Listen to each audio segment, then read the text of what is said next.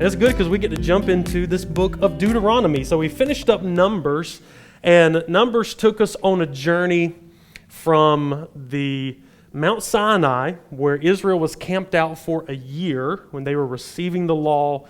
And then they left Mount Sinai in the book of Numbers, and they began this journey right toward the edge of the promised land. And during that journey of over 40 years, we saw, because of rebellion, because of a hard heart, because of unbelief in God, the whole generation that came out of Egypt suffered the fate of dying in the wilderness. And a new generation has now arisen, and they are now on the brink of the promised land. And what we find in the book of Deuteronomy is Moses conveying messages to this new generation. Now, as we saw last week and in the previous weeks, Moses is actually going to suffer the same fate as the generation that came out of Egypt because of Moses striking the rock and his disobedience to God. Moses himself was barred from leading the people across the Jordan into the promised land. We saw where God allowed Moses to go up on top of the mountain, and he allowed him to look over into the promised land. But Moses was told plainly that he would not be allowed to enter and that he would die in the wilderness as well. So what we have in Deuteronomy is Moses' final words to this new generation before he dies. And we're going to go through that. So today's just going to be an introduction to the book. So give you some things to go over and think about, and go ahead and start kind of reading into the book of Deuteronomy over the next couple of weeks while we're not together. But first of all, the title of the book, why do we call it Deuteronomy? Deuteronomy, as we've seen with other books, is a Greek term coming from the words second and law. So literally interpreted, the name Deuteronomy means second law. Now, it's not another law that is being given to the nation of Israel. However, it is a second giving of the law that was previously given in the book of Exodus. So the name comes from Moses going through the law with Israel, this new generation of Israelites, a second time. The Hebrew title for it is Devarim, which means the words. And that's taken from Deuteronomy 1:1, where it says, "These are the words that Moses spoke to all Israel beyond the Jordan in the wilderness." So, as we've said before, our English titles, a lot of those come from the Greek, describing what happens in the book. The Hebrew titles are usually taken from the first part of the first verse of the book. The Greek title came to be because the book does intend to reiterate many of the laws that we found in Exodus. So it's a second giving of the law. Specifically, the Ten Commandments found in Exodus chapter 20, those are quoted almost verbatim in the book of Deuteronomy.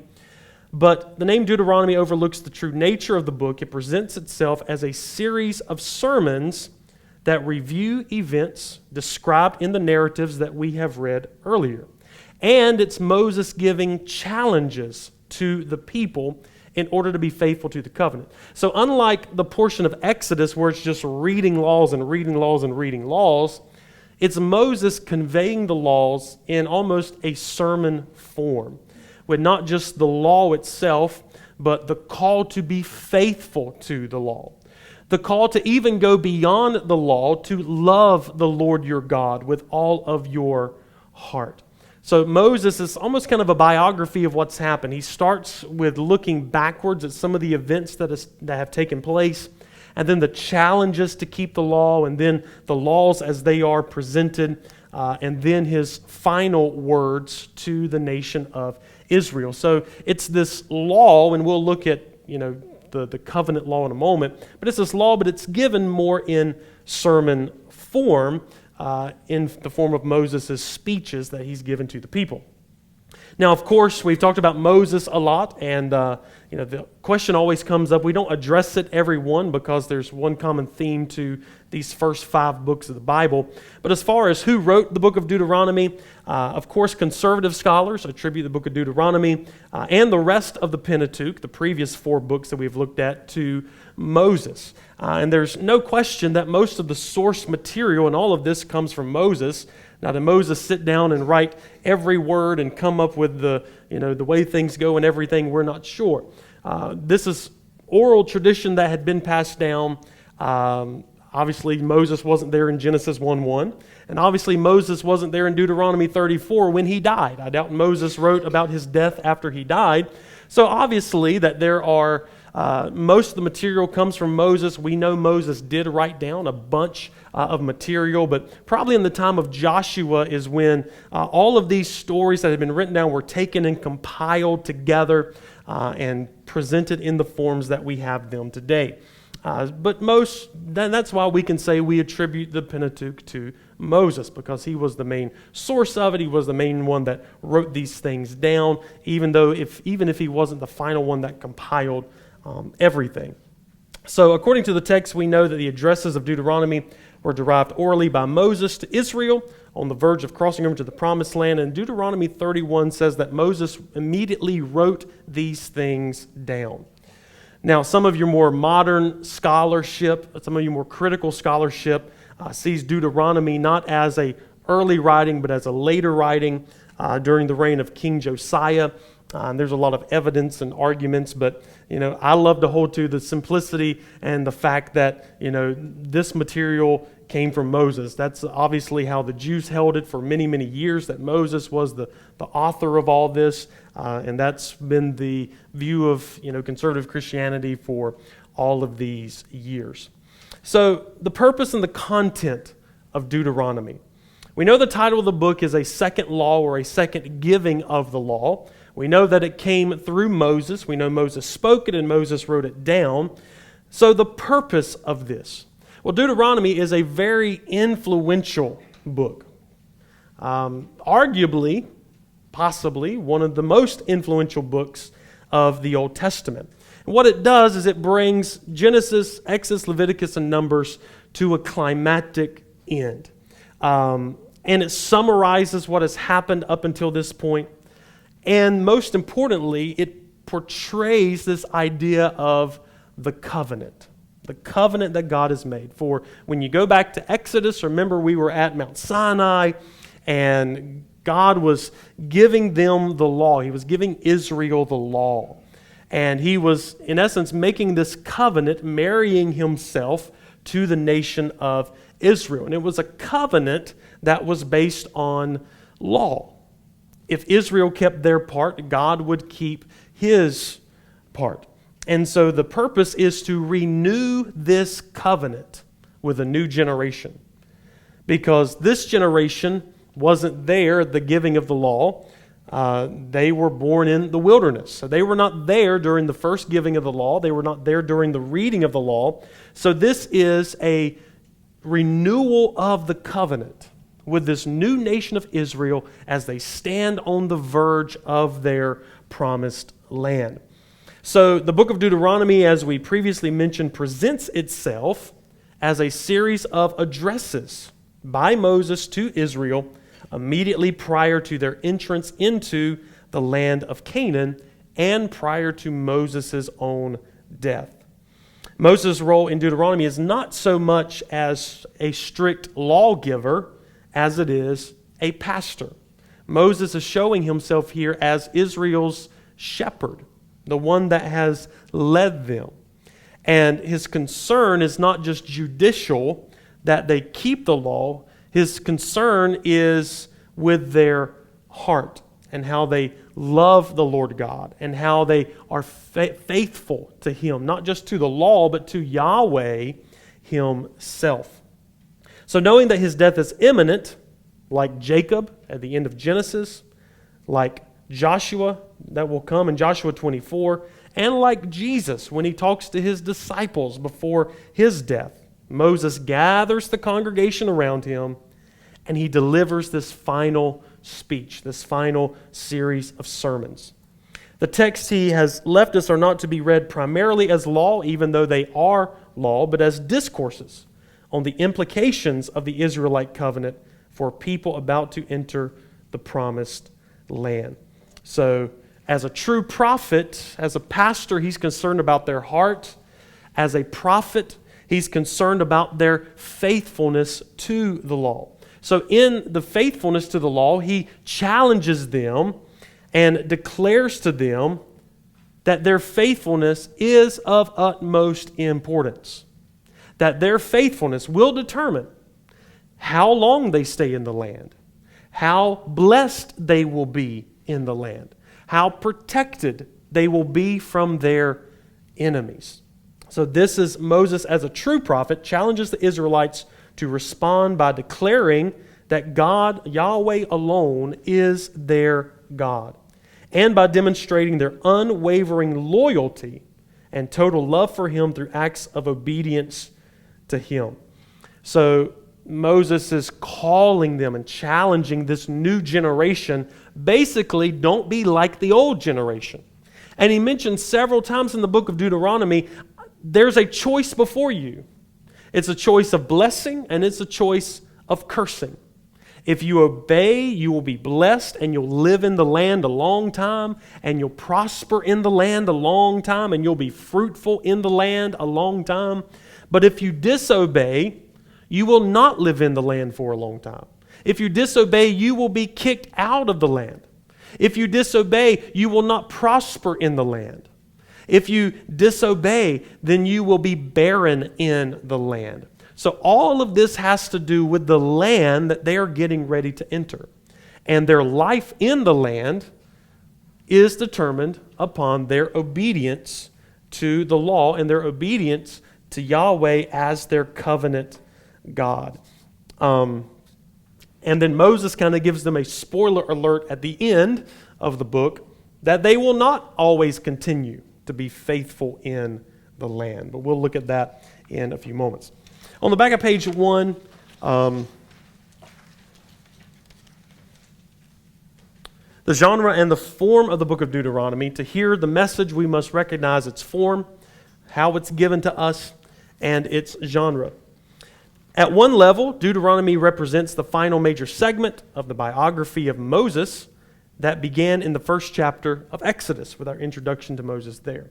Deuteronomy also is seen as a narrative with a series of lengthy embedded speeches. So there's a couple of ways to view. The first one is how we've talked about the book of Deuteronomy so far, that it's a series of speeches given by Moses to Israel, to this new generation before they enter the promised land.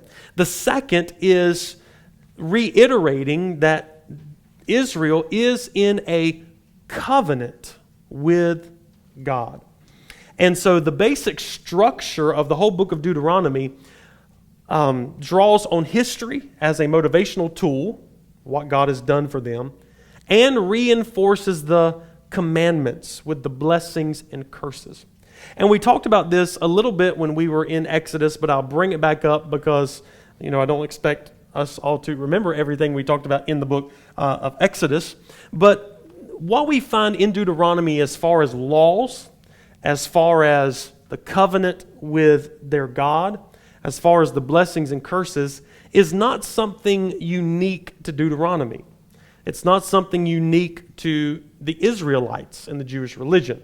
What we find here in the book of Deuteronomy and in the book of Exodus, when God gave the law, when He gave them the Ten Commandments, is an ancient Near Eastern treaty. And this would happen primarily between nation to nation. And the theological terms are the suzerain and the vassal treaty. Suzerain is somebody who's like a king. It's the more powerful nation. It's the powerful king. And then maybe neighboring this powerful nation, you have a lesser nation. That lesser nation would be known as a vassal. So what would happen is a king would go over to the king of the smaller nation and he would say, look, I can overtake you in a heartbeat. And I can come in and I can do away with you and I can rule your land. He said, but instead of that, let's make a covenant. You, the smaller nation, will show faithfulness to us, a larger nation, you will keep promises that you will make to us. You will be faithful to us. And in return, we will not overtake you. We will protect you from other enemies. We will provide for you. So these two nations, the larger one, the suzerain, and the lesser one, the vassal, they would enter into this covenant where the lesser would pledge their allegiance to the greater, and there would be promises and stipulations that they would have to keep. Maybe they would have to give a certain amount of crop. Maybe they would have to give a certain amount of money to the suzerain king. In return, if they were faithful, the suzerain would be faithful to hold up his end of the bargain for protection or material things, providing them what they need. Then, when they come to that agreement, there would be blessings and consequences. Here's what will happen if you're faithful to the suzerain nation. Here's what's happened if you're unfaithful. So there'd be blessings and curses. And this was a very common way of doing business in the old world, in the ancient world. And so what scholars have realized when they read the book of Exodus and when they read the book of Deuteronomy is that Exodus and Deuteronomy follows almost the exact pattern of this suzerain vassal treaty that was made in the ancient world. So what we're reading here, when you read about when God says, I am Yahweh, I am the God that brought you out of the land of Egypt, he's introducing himself as a suzerain, as a king, as the greater. And he brings to himself a people, Israel, to be the vassal. So when you're reading this, there's a way that it was put that reflects these ancient treaties. So reading on here, Yahweh is the divine suzerain. He's the king. He's the greater one. He graciously chooses the patriarchs and their descendants Israel as covenant partner, the vassal. He demonstrates his covenant commitment to them by rescuing them from Egypt. He enters into an eternal covenant relationship with them at Sinai, revealing to them his will and providentially caring for them in the desert.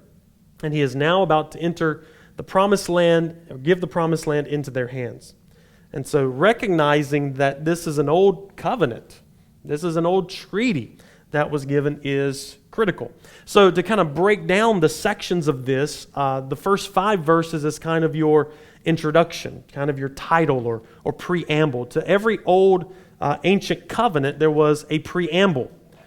Someone who is introducing themselves, someone that is giving a little bit of the history as he explains, an opening statement, if you will. And then you have what is called a historical prologue. Historical prologue goes into the history that you have with that nation. So the title in the preamble is your introduction. Your historical prologue is what has happened up until this point. Then you have in this covenant stipulations. Here's what you must do to live up to your end of the bargain. And what do we find in chapters 4 through 26? We find the retelling of the law and the laws that come out of Exodus. And so we find these are the stipulations of the covenant that Israel must keep. With this stipulation, they can either be faithful or they can be unfaithful. So we have blessings and curses. In Deuteronomy 27 through 30, we have a list of blessings and curses. So if you obey the word of Yahweh, you will be blessed in the land. You'll be blessed in the city, blessed in the field, blessed when you go in, blessed when you come out. Your children will be blessed. Your homes will be blessed. Your gardens will be blessed. Your animals will be blessed. Everything will be blessed. If you're unfaithful, cursed will you be in the land. Cursed you will be in the city. Cursed you will be in the field. Cursed will be your family. Cursed will be your children. And all of these curses would be listed as well. And again, those are reflections of the ancient culture. And then at the end of your covenant, you would have witnesses. Usually the parties of the nations would be there to witness. And then you have several witnesses that are listed in chapters 31 through 34 of the book of Deuteronomy when God says, I call heaven and earth as a witness against you this day. That is confirming the witnesses.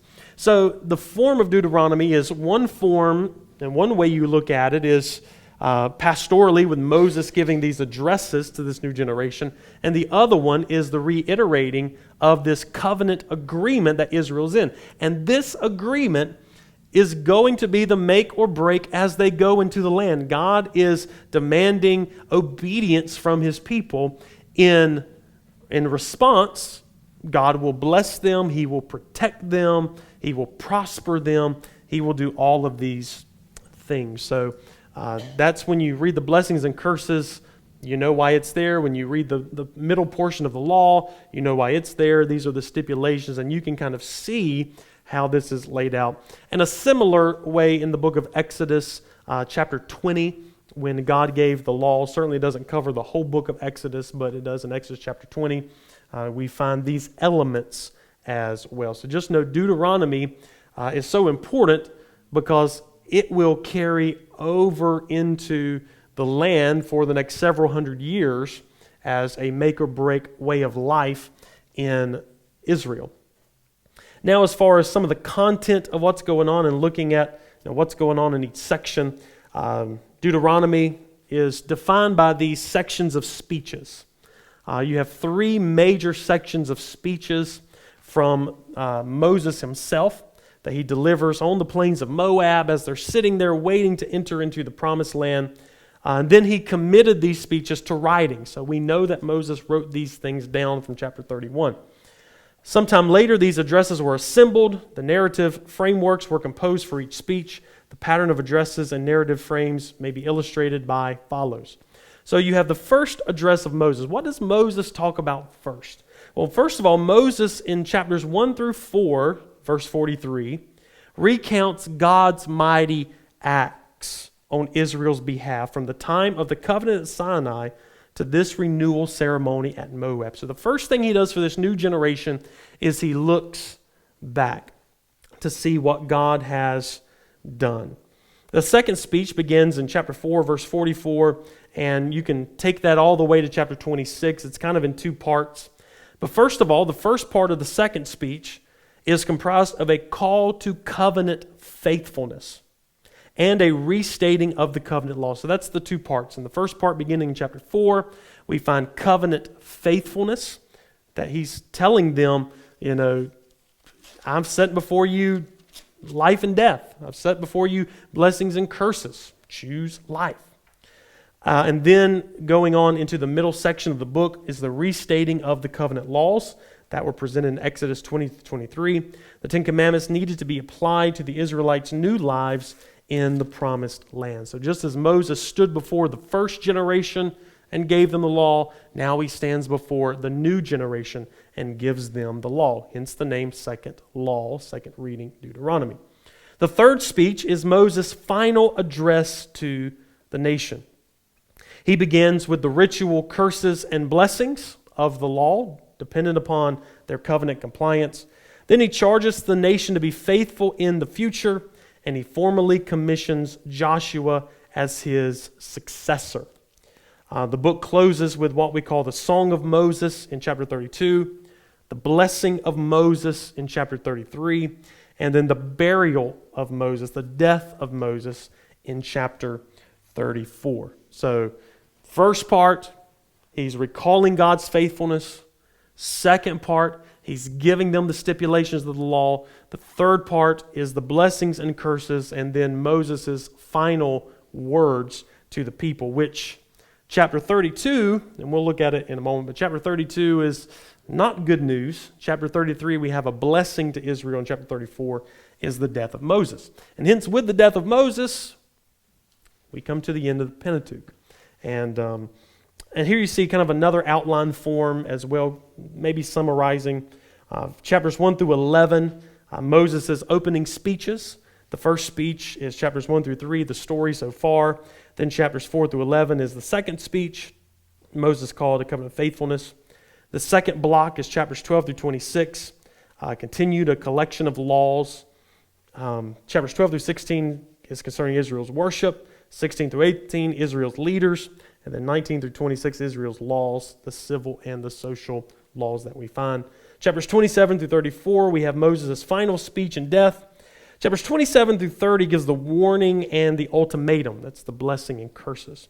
Chapters 31 through 34 is Moses' last words, a call to covenant faithfulness, a warning, and a blessing. I want to go ahead and skip to the end because there's some things of interest and importance that I want to see. So if we go to chapter 30, of Deuteronomy, if you have a Bible with you,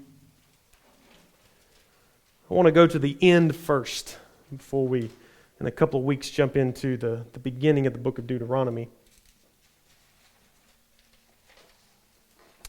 In chapter 30, verse number 15,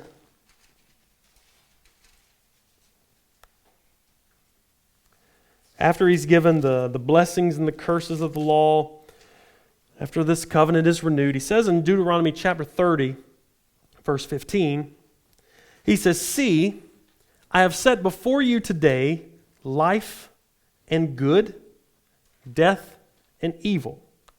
If you obey the commandments of the Lord your God that I command you today, by loving the Lord your God, by walking in his ways, by keeping his commandments and statutes and his rules, then you shall live and multiply, and the Lord your God will bless you in the land that you are entering to take possession of it. But if your hearts turn away, and you will not hear, but be drawn away to worship other gods and serve them, I declare to you today that you shall surely perish. You shall not live long in the land that you are going over the Jordan to enter and possess. I call heaven and earth to witness against you today, that I have set before you life and death, blessing and curse. Therefore choose life, that you and your offspring may live, loving the Lord your God, obeying his voice and holding fast to him. For he is your life and length of days, that you may dwell in the land that the Lord swore to your fathers, to Abraham, Isaac, and Jacob, to give them." So that's kind of a final word wrapping up this covenant and what he's done, where he is, reiterating to them, I've set before you this choice. Your obedience to this choice is going to determine whether you live and die, whether you live long in the land or you die prematurely in the land or you're exiled from the land. Then he calls heaven and earth as a witness against them to witness to this covenant, and then encourages them to choose life, that you and your offspring may live. So really, even in these just few verses here, you see all these elements that we've talked about. You see the element of the covenant. You see the element of the stipulations. If you keep this, then you will do this. If you do not keep this, then you will not do this. You see the finality of a covenant where you call the witnesses together to witness this covenant. And then you see Moses as a pastor, as the father, if you will, of this nation, telling them and imploring to them to choose life, to be obedient, that you would live long in the land. So that wraps up kind of your two different sides that we've talked about, this legal side and this pastoral side of the book of Deuteronomy. However, if you go over to chapter 31 and verse number 29, you will see that even Moses anticipates things will not end well for Israel. So this is kind of like the downer. You got the downer here. In chapter 31, verse 29, notice what he says. Moses says, "For I know that after my death, you will surely act corruptly and turn aside from the way that I have commanded you. And in the days to come, evil will befall you, because you will do what is evil in the sight of the Lord, provoking him to anger through the works of your hands." So Moses is telling them, I'm telling you all these rules, I'm imploring you to keep the law, I'm imploring you to be faithful, but I know that after I'm dead, you will not be. And I know ultimately you will do what is evil. So you have this song of Moses in chapter 32, and just a couple of things to mention here in chapter 32. If you go to verse number 20, 32 and verse 20,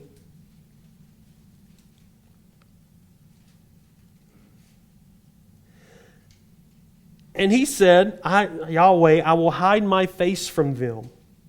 I will see what their end will be. For they are a perverse generation, children in whom is no faithfulness. They have made me jealous with what is no God. They have provoked me to anger with their idols. So I will make them jealous with those who are no people. I will provoke them to anger with a foolish nation. Now that is an interesting phrase because it looks way ahead forward. First of all, he says, I will see what their end will be. So he's already declaring what's going to be the end of this old covenant nation of Israel. And then he says, for they are a perverse generation. These words come directly from Jesus and from John the Baptist. When you come up to Jesus in Matthew chapter 3, in the parables of Jesus, in the words of Jesus to the Pharisees, "O crooked and perverse generation." John the Baptist, you crooked generation, who has warned you to flee from the wrath to come. So Jesus uses this same language about the generation of his day in Israel when he came to Israel. For Jesus comes to Israel at the end of the Old Covenant age to bring forth the fruits from Israel. And guess what? He looks at Israel and he finds no fruit.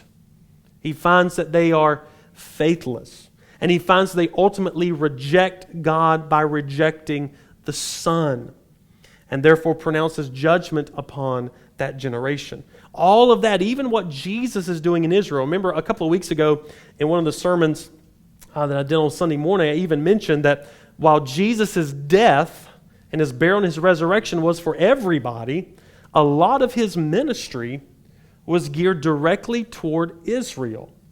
It was directly toward God's old covenant people. When Jesus said things like, I am only sent to the lost sheep of the house of Israel. When he told his disciples, he says, go and preach in these cities. Do not go into the way of the Gentiles. Go to the Jews only. So he said these things. Why? Because Jesus is dealing with Israel covenantally, based on their covenant that they make here, and it was reiterated here in Deuteronomy. And he sees them as a perverse and a crooked generation whom God's judgment is going to come upon. Where does that come from? Right here in Deuteronomy 32. A perverse generation, children who there is no faithfulness. So then what does Deuteronomy 32 verse 21 say? You've made me jealous with what is no God. You've worshipped other gods who are no gods. They provoke me to anger, so I will make them jealous with those who are no people. I will provoke them to anger with a foolish nation. You know what that is? That's the church. That's the Gentiles who will enter into a new covenant. What does Paul say in the book of Romans? He says that God will raise up the Gentiles that will provoke Israel to jealousy. Paul talks about exactly what Deuteronomy says here. Hosea talks about, he prophesies this new nation that is coming, this new people who were no people, but now they are called the people of God. That's the Gentile nations. That's the Gentile church. So tucked away in these little verses here in Deuteronomy, you find Jesus' ministry to unfaithful Israel and his judgment upon them. For Jesus says in Matthew chapter 23, Jesus pronounces judgment upon that generation. All these things will come upon this generation. And so he talks about that generation. And then with the birth of the church, the gospel going to the Gentiles being included as the people of God, when Jesus gave a parable saying the kingdom will be taken from you and given to a nation that will bring forth the fruits. When Paul says that he's made me an apostle to the Gentiles, to provoke Israel to jealousy, all of that was tucked away in these little verses here in the book of Deuteronomy. And so verse 29 of Deuteronomy 32, if you're still in 32, look at 29. He says, if they were wise, they would understand this. They would discern their latter end. He's even telling them, what's going to happen. He said if they were wise, they would discern what would happen at their latter end, or literally in the last days of this old covenant nation. So I just find those little things interesting when you look in the New Testament and how we find, these words here from Moses, where Moses saying, please be faithful. However, I know you're not, for I already know what the end is going to be. So with Jesus' ministry, with the calling of the Gentiles to make the Jews jealous, that comes out of the book of Romans, all of that is tucked away right here in the book of Deuteronomy. All right, now let's go to our last page on our notes. One thing to look for is the heart of Deuteronomy. You find the word love here in the book of Deuteronomy more than you do every other place of the law. And because Moses is getting to the heart of the matter. For the heart of obedience the heart of obedience has always been the heart. Israel, the first generation, rebelled because they had a hard heart. And so Moses here is imploring this generation to have a heart turned to God, to love God. So in the midst of this, when you go to chapter 6 of Deuteronomy, what's going to hold their covenant relationship together is, number one, God's covenant love for them. God's covenant. God has a covenant love for Israel. And in response, Israel was supposed to love Yahweh, love the Lord your God. So at the theological heart of Deuteronomy is the call to Israelites to faithful covenant love for Yahweh.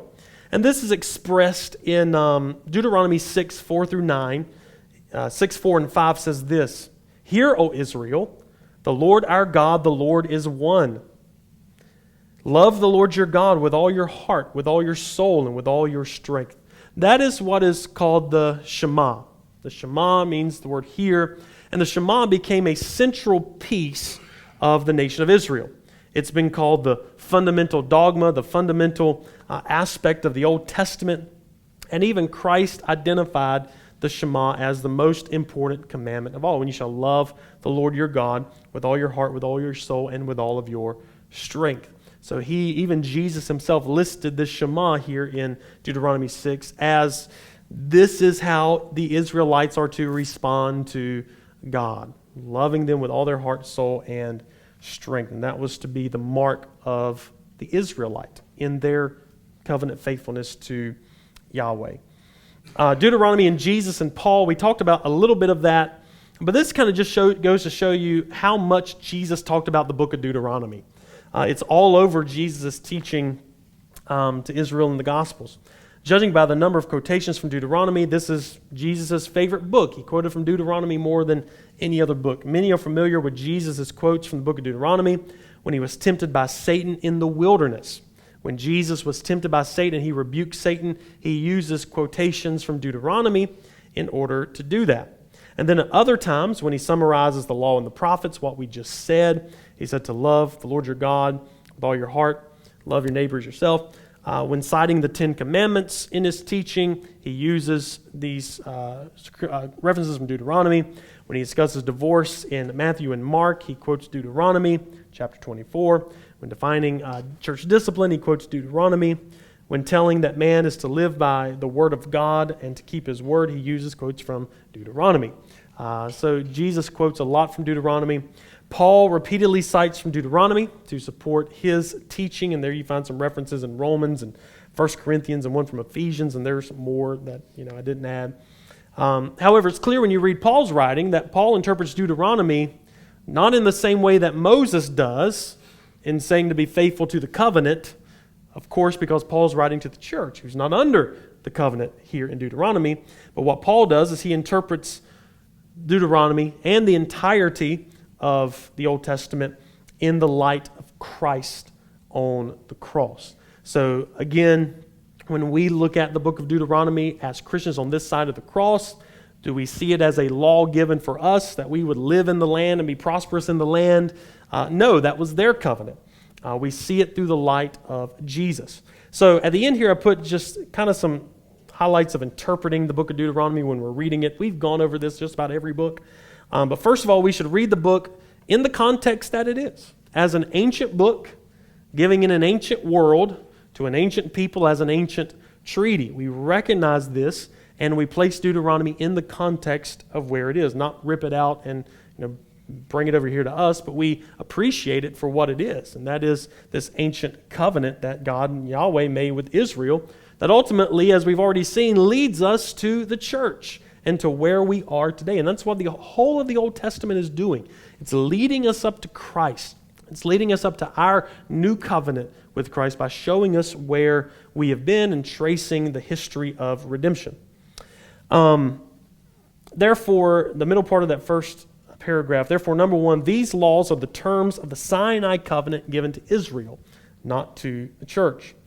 Number two, we have to be careful not to compare, and this is something you'll hear a lot of critics and atheists and non-believers. They'll look at these laws and they'll compare them to today's time. So number two is be careful not to compare these laws in Deuteronomy to modern laws, but with laws of ancient Israel's neighbors. So a lot of times here's what we do, okay? The law says if you have a rebellious son, you can take him out and you can stone him. That's totally legal and fine. Today, if you have a rebellious son and you take him out in the front yard and you stone him to death, you're probably going to jail because that's illegal.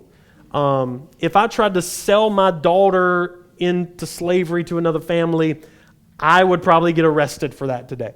But in those times, you could do that. So what the critics of the Bible, what they do is they take these ancient laws and they apply them to today in order to say the Bible is, whatever term they want to use, derogatory term they want to use. We would never do that today. The Old Testament condones slavery. It condones, selling your daughters. It condones this and this and this. And we compare it to today's time. And therefore, they try to rip it apart and rip God apart in the process. However, like with every other ancient document, this is a world away from where we are today. There's no comparison to the ancient world than we are today in laws and way of life and doing things. And so we have to understand Deuteronomy is an ancient book. These laws are ancient laws. Yes, it's God's word for all of us wrapped in this Bible, but in the context, these are ancient laws. When you take the laws of Yahweh in the ancient time, even though the way we do things may differ today, thousands and thousands and thousands of years later, if you take the law that's presented here in Exodus and Deuteronomy, and you compare them not to today, but you compare them to the surrounding nations who had laws of how to treat one another, how to treat your poor, how to treat your slaves, how to treat your wife, how to treat your children. When you compare them to the other nations surrounding Israel, you'll find that there's a vast difference between these laws and the laws of the other gods, the laws of the other nations. They are way ahead in terms of caring for the poor, way ahead in social issues and justice issues. Yeah, there are some things we look at today and we say, yeah, we wouldn't do that today. But compared to the other surrounding nations of these other pagan nations, God's law was different. It was more compassionate. It was more caring. It looked out for the downtrodden and the poor more than it did. It gave more rights to people than the other surrounding nations. So when you read this, don't compare it to today. You can't do that. We're going through that in our nation today where we look at things that happened 50, 100, 200 years ago, and it's not the same time. We're not living in the same time, the same way here. But in comparison to the other nations, God's law, there is a difference in care and love and compassion in God's law.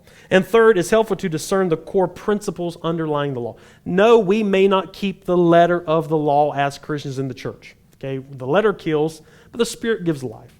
Behind the letter of the law, there's the spirit of the law.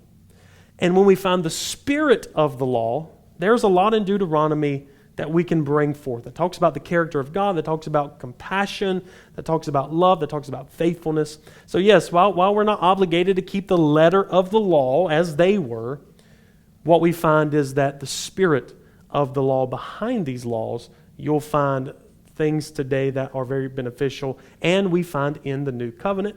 They just get done in a better way under the new covenant. And then there's just a couple of other, interpreting everything through Christ. We talked about that. Christ is the ultimate fulfillment. Christ is the ultimate Moses that doesn't fall short of leading his people into the promised land. Christ brings us into our promised life of abundance and salvation. So the gospel shows us where Moses failed.